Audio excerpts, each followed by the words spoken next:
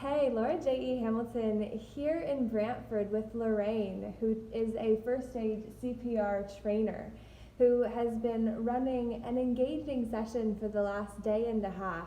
We're nearing the end of it, and as much as I'm excited to not have to be in this class any longer, I'm really grateful that I got to be with somebody that has heart, that has passion, that has went through the motions in order to become the person that can stand in front of an audience or a camera and say, this is the fount of wisdom to drink from. And it's to realize that life skills matter. We are all doing the best we can at this video game called life. We're just doing the best that we can, and as we go along, we have experiences that help us really understand things at a deeper level. But in those emergency crisis situations where we're freaking out because an emergency has just happened, a tragedy, a drama, a trauma, something significant has just taken place, and suddenly, because of working with somebody that has heart, that has the ability to engage people in saving lives with heart. So I think what first aid class is mostly about confidence. There's a lot of things that people already know. A lot of it is common sense. So the first thing you need to do in any emergency is take a breath. You can't do anything if you panic first, and you can't do anything if you put yourself into a position that you're going to hurt yourself.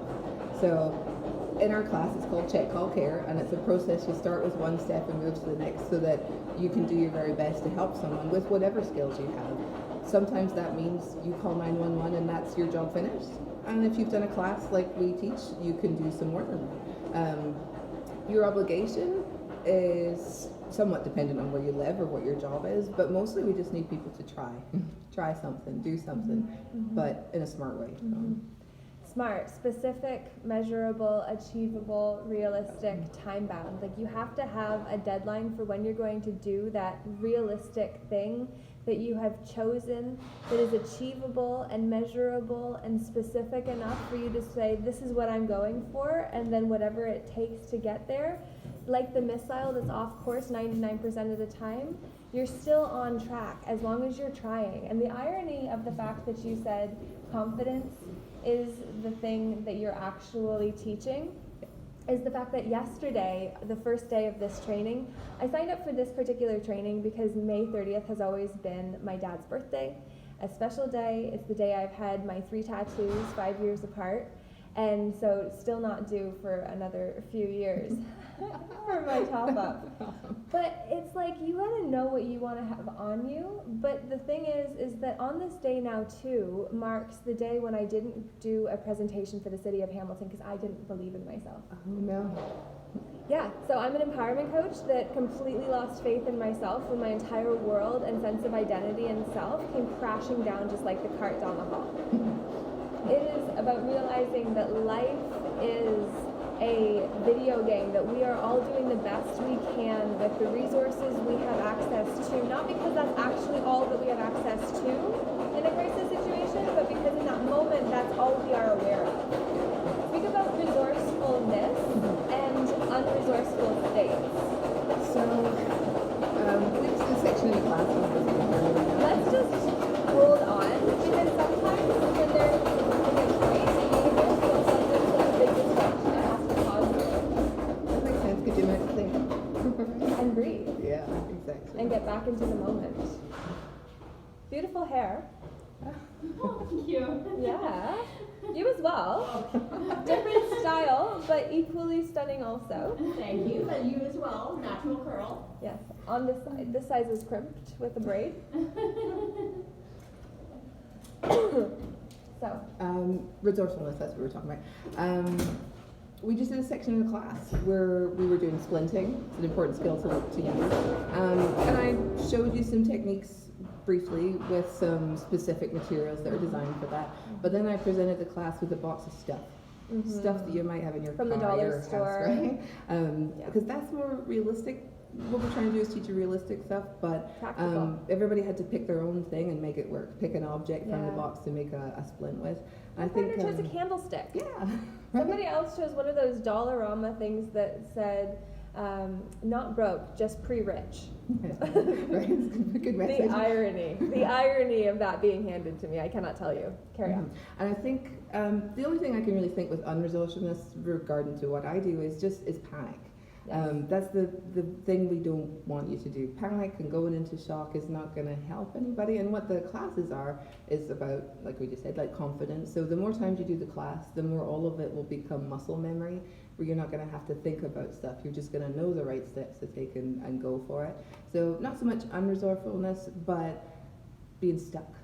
It's very easy to get stuck. In an emotional state. Yeah, exactly. It's the emotional state that we get stuck in, not the situation itself. Gotcha. That makes sense. Yeah, absolutely. So it's really by understanding our own emotions so that we can take control of ourselves in the moment that a crisis hits, that then we can say, okay, I've practiced this, I've learned this, this is what I thought that I would do, and now this is the action I'm going to take, and actually be very specific, measurable, achievable, realistic, and time-bound in the trajectory of what you're doing, while also setting yourself up for success by making it realistic. You got it. Do what you can do in the moment, and don't worry that you aren't going to be able to do it. The presentation that I canceled was a 1-hour presentation, and I said mental health reasons cannot do. Did not believe in myself enough to handle it 2 weeks later, because in that moment I was so unresourceful. If I could do it again, over again, could I talk for an hour? You're bloody right. Yeah. But this one, Lorraine, my God, it's been a day and a half and I'm still engaged, I'm entertained, I'm enjoying a first aid CPR training because she has made it relevant to me in my everyday life, and also understanding that the life skill of learning how to save somebody's life is revolutionary in terms of our level of confidence, because if we feel that we have what it takes in the moment of crisis to save someone else, we can do that for ourselves. And if they're worth it, we are absolutely worth it, and vice versa. We have to start working together. Yeah, absolutely. Good. So, thank you. You're very welcome. Very welcome. And Lorraine trains in Brantford? Yep. All over the place. We have offices all over the province, but I am usually in Brantford or Cambridge, sometimes Hamilton, so it's all flexible. We can all come to you too if there's a group that wants to do this together in a comfortable space that belongs to you. We can come to you. Yeah, amazing. I'm 87, just literally crossed the path, my birth year, and the intersection of where we are, where we're going, and the gap that it's going to take in between, the reverberation of echo, of vibration, of things leaving our life as we go down the hallway between who we were and who we now are. Everything is perfect. Have a fabulous day. Lorraine, what's your last name? Deming. Deming. D-E-M-M-I-N-G. One M, D-E-M-I-N-G. D-E-M-I-N-G, Lorraine, like my aunt, who died at 27 in her sleep. Sorry to say that. But the thing is that they never figured out what it was, because she had a history of diabetes, likely, that was undiagnosed, and loved her chocolate. So soothed, died in her sleep. 4-year-old son came, "Mommy, Mommy." Oh, no. And Daddy woke up and found his wife cold. Crazy. Could you imagine? That's awful. Yeah. It's to say that we don't know how long we have, and we don't know how many situations or many times we will come into a situation where someone is in crisis, and because we did what it took to show up to that moment, confident enough to say, yeah, I can do whatever it takes. I will learn. I don't need to be perfect, I just need to try. Yep, you got it. Exactly. Lorraine, namaste. Live today as if it's your last, because it could be.